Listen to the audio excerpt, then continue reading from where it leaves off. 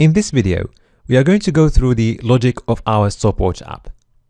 So once we load the app, if we click on the Start button, we're going to do three things. So we're going to start the counter. Also, we are going to show the Stop and Lap buttons, and we will change the mode of our app to On. Basically, we're going to have two modes, off and on.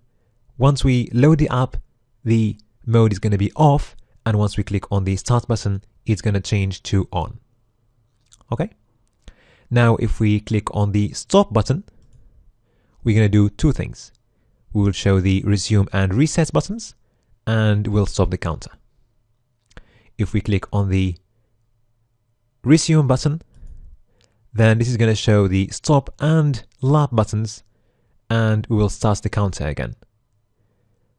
But if we clicked on the Resume button, we would have just reloaded the page just like this. Okay. Now let's start the app again by clicking on the Start button. If we click on the Lap button, we are going to restart the lap counter, and we are going to print the details of the previous lap. And if we keep clicking on the Lap button, we're going to keep printing details of previous laps, just like this. So now we understood the logic of our app, and we are ready to translate this logic into jQuery code structure. Now let's create a JavaScript file where we're going to store our jQuery code.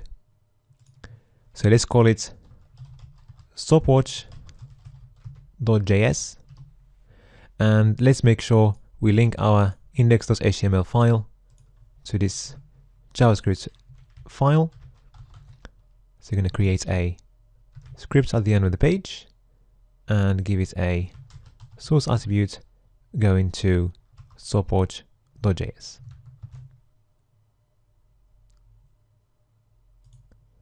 Okay. So our jQuery code structure is going to look like this. So on document load, we are going to do all these steps. So first of all, we're going to define all the variables we're going to need inside our code. So this includes the app mode, as mentioned earlier. We're going to need a time counter for counting the time, and a lap counter for counting the lap time. Okay. Also, we're going to need a variable for the set interval, like we did in the fruits game. Okay. And also, we're going to need another variable for the number of laps.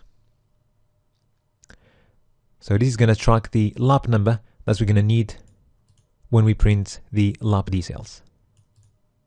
Okay. And then we're going to need all these variables, the minutes, seconds, and centiseconds, that we're going to need to set the values of all these elements. Okay. All right. Now, when we load the app, we are going to do a few things. So we're going to start by hiding all the buttons, and then we're going to show only two buttons. And that's going to be the Start button and the Lap button. Okay. Let's load again. Okay. Then we are going to write some code to tell the browser what to do when we click on the Start button. So when we click on the Start button, we are going to change the app mode to on, and also we are going to show the Stop and Lap buttons. And also we're going to start the counter. Now if we click on the Stop button, we are going to show another two buttons, Resume and Reset, and also we're going to stop the counter. If we click on the Resume button, then we are going to show the Stop and Lap buttons. Okay. And if we click on the Reset button, we are going to reload the page. Okay. Now, if we click on the Lap button, if the app mode is on, we are going to stop the action. Okay, I'm going to explain what this is later. And we're going to print the lab details inside the lab box, just like this.